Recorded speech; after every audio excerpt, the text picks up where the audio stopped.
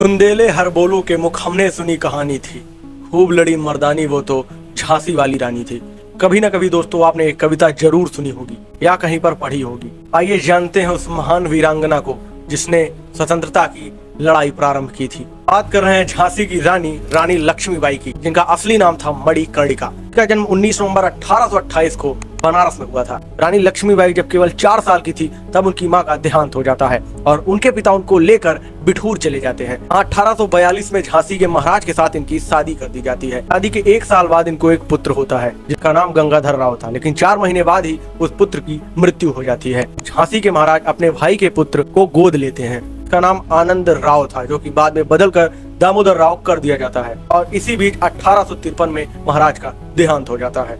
उस समय ब्रिटिशर्स का एक रूल हुआ करता था कि जिस भी राजा की कोई संतान नहीं है, उस राजा के देहांत के बाद उसका जो राज्य होगा वो ब्रिटिश शासन के अधीन हो जाएगा। मार्च 1854 को झांसी की रानी को आदेश दिया जाता है कि वह अपना राज्य छोड़कर चली जाए और उसको ब्रिटिश राज्य को सौंप दे। इसके बाद 1857 में रानी विरोध करती है और उस लड़ाई में वो उस किले पर पुनः कब्जा कर लेती है। उसके बाद अंग्रेज झांसी पर फिर हमला करते हैं, लेकिन रानी किसी तरह से बचकर वहां से निकल जाती है और जाकर ग्वालियर में बस जाती है। और दोस्तों जनरल रोज वहां ग्वालियर में भी उन पर हमला कर देता है और इस बार रानी वीरगति को प्राप्त होती है।